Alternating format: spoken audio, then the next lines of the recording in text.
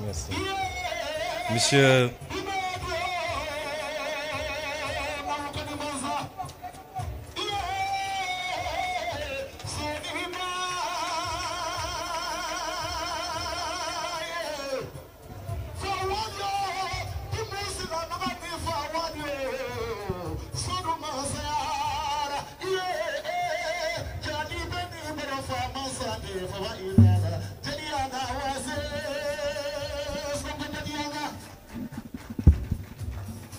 Monsieur le ministre de la formation professionnelle,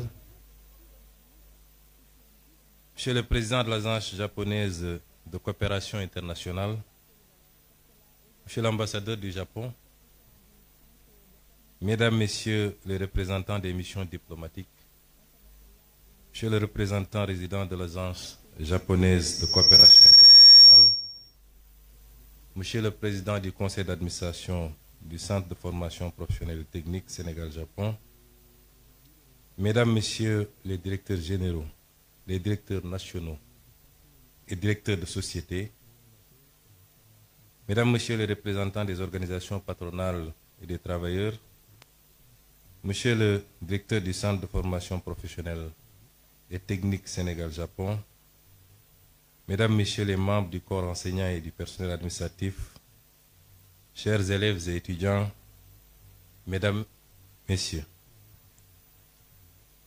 je suis venu aujourd'hui représenter Son Excellence, Monsieur le Président de la République, à cette cérémonie.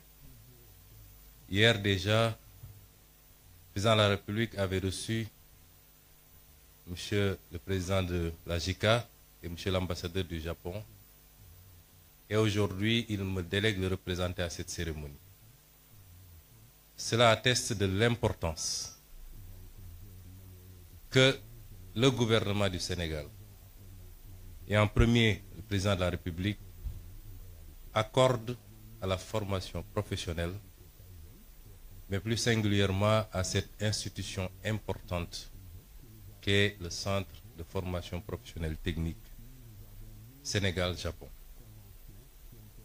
Monsieur le Président de la JICA, Monsieur l'ambassadeur, je voudrais avant tout vous adresser les remerciements chaleureux, sincères et profonds du peuple sénégalais pour votre présence durant ces 40 dernières années à contribuer à la formation d'acteurs importants pour la construction de tout développement.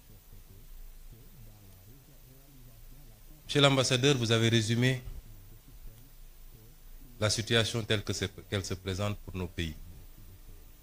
Vous avez dit que le Japon, ce que nous savions déjà, ne disposait d'aucune ressource naturelle pratiquement,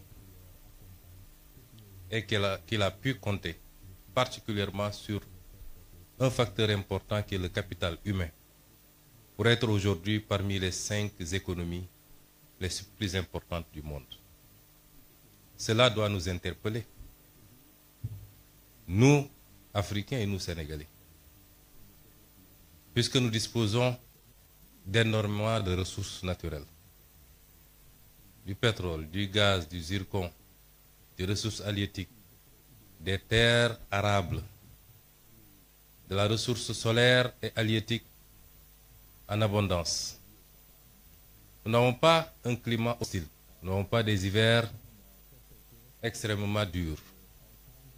Nous ne sommes pas confrontés à certains problèmes géographiques ou des problèmes liés à un certain nombre de phénomènes tels que les tremblements de terre, les cyclones, les tsunamis et toute autre catastrophe naturelle qui dévaste souvent un certain nombre de pays, et particulièrement le Japon.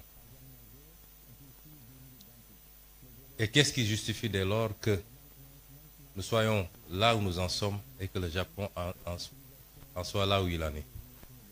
C'est cette problématique qui nous interpelle quand j'étudie le modèle japonais, quand j'observe le modèle japonais. Et la réponse se trouve simplement en 2 ou 3 choses. Le développement doit être porté par un leadership éclairé, patriotique et intègre. Le développement doit ensuite être porté par des ressources humaines de qualité qu'on doit former, ce qui nous réunit aujourd'hui ici. Mais le développement, c'est aussi un état d'esprit. Et tout à l'heure, on nous a présenté l'esprit Kaizen, qui est un esprit dont nous devrions nous inspirer, qui renvoie à la discipline, à l'organisation et à la fixation sur les objectifs qu'on s'est assignés. Et notre gouvernement, justement, Monsieur l'ambassadeur et Monsieur le Président, veut lever ces défis. Les modèles de développement qu'on nous a présentés ou qu'on nous a appliqués jusqu'à présent ne pourront jamais développer nos pays.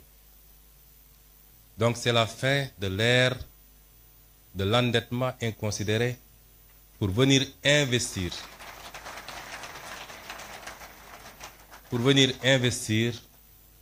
dans des projets qui n'ont aucun rapport avec la construction d'un développement endogène et souverain.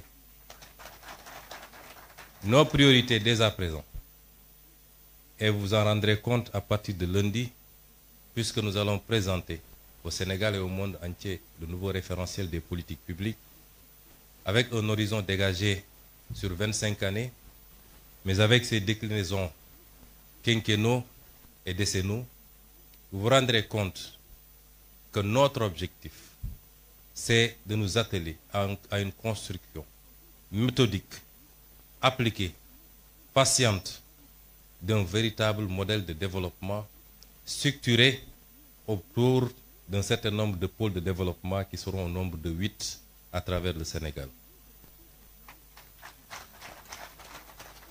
Et nous voudrions que la coopération avec tous nos partenaires soit circonscrite désormais autour de ces impératifs. Et à ce titre, je pense que le Japon est largement en avance, puisque le modèle qui nous est présenté ici est justement le modèle qu'il nous faut, qu'il faut dupliquer et renforcer. Je me réjouis déjà d'entendre et de voir que notre complexe sera bientôt ouvert à Diamniadio. Nous vous en remercions. Mais il est souhaitable, toujours avec la coopération japonaise, que nous puissions ouvrir autant de complexes, à défaut de le faire dans toutes les régions, du moins dans les 8 pôles de développement, pour accroître la chance de tous les Sénégalais, les jeunes Sénégalais, de pouvoir bénéficier d'une formation de qualité chez eux et de pouvoir contribuer localement à construire le développement endogène au niveau local d'abord, au niveau des pôles, puisque c'est la somme des résultats obtenus en mettant en compétition les 8 pôles qui nous permettront d'avoir un résultat appréciable au niveau national. Et dans ce sens, je voudrais rassurer les partenaires. Oui, le modèle japonais est l'idéal pour nos pays. Nous préférons qu'on nous apprenne à pêcher plutôt que de continuer à nous offrir du poisson. Le transfert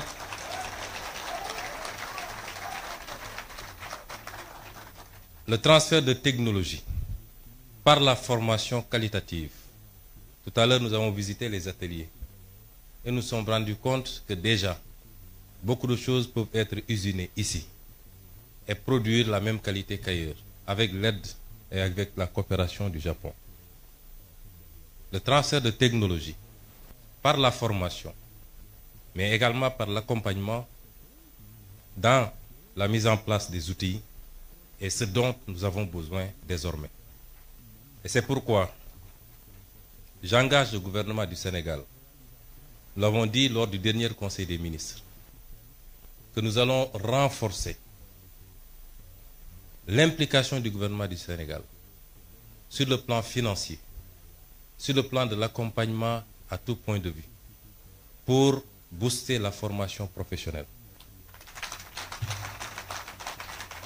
Et cela interpelle également notre système éducatif.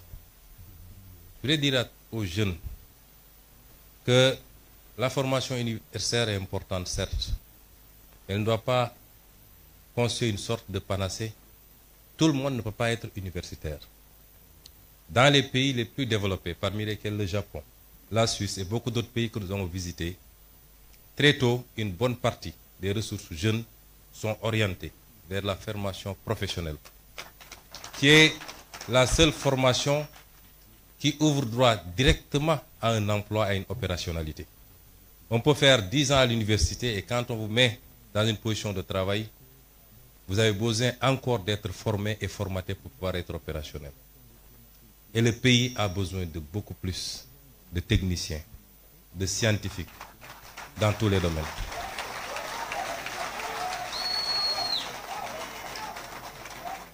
Et c'est pour rassurer également les élèves étudiants que nous ferons le nécessaire avec tout l'accompagnement qu'il faut pour que vous puissiez pousser le plus loin possible, notamment le cycle d'ingénierie,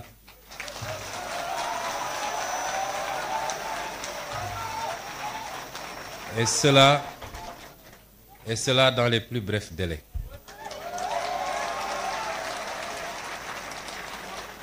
Je ne voudrais pas être long dans ce discours. Je voudrais simplement dire au peuple sénégalais, au-delà des félicitations à nos partenaires japonais, parce que tout ce qu'ils ont fait, ils l'ont fait avec altruisme, puisque c'est des dons. Nous les remercions chaleureusement encore une fois au nom du peuple sénégalais. Et dans la coopération future, notre option, c'est de voir avec chacun de nos partenaires qu'est-ce qu'on peut développer de manière spécifique et orienter, concentrer cette formation, cette collaboration autour de ces secteurs.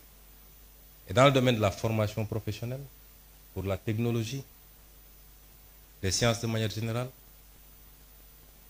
le numérique, je crois qu'avec le Japon, nous avons de belles perspectives. Mais ce que je voulais dire au peuple sénégalais, pour conclure, c'est qu'un peuple ne se développe que par lui-même. Savez-vous que nous avons fait récemment un exercice de vérité pour dire aux Sénégalais ce qu'il en était. Certains ont crié au loup en disant que nous aurions dû mentir au peuple sénégalais pour éviter de nuire à l'image du Sénégal. Nous ne sommes pas dans cette relation avec le peuple sénégalais. La vérité sera dite, quelles qu'en soient les conséquences, mais pas pour nuire à l'image du Sénégal, pour lancer un message très fort au peuple sénégalais. C'est que ce qui nous a conduit à ces situations, c'est qu'on a souvent voulu se cacher derrière notre petit doigt et éviter d'affronter les réalités de face. Les modèles de développement qui ont marché ailleurs et qui sont pratiquement identiques compte tenu des réalités et des spécificités socioculturelles sont les mêmes qui développeront ce pays. Et ce modèle, c'est compter d'abord sur nous-mêmes. Notre note a été très légèrement dégradée. Nous attendions beaucoup plus. Pourquoi? Parce que même sur le plan international, les partenaires ont salué l'exercice de vérité. Mais si notre note a été dégradée après, notre développement ne dépend pas du financement international. Il dépend de nous, de nos capacités à nous fixer des objectifs, à mobiliser toutes les ressources endogènes. Et Dieu sait qu'on n'en a pas mobilisé encore le 5e. Et seulement, mais alors seulement, toute aide internationale, encore que c'est rare de parler d'aide, puisque c'est souvent des dettes, viendra simplement en complément. Et ce message, nous devons le comprendre parce que si aujourd'hui le Japon, qui n'a aucune ressource naturelle,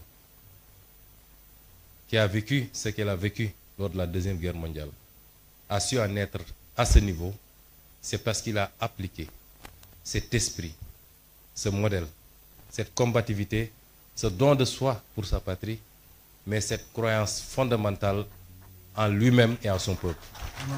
Je vous remercie de votre aimable attention.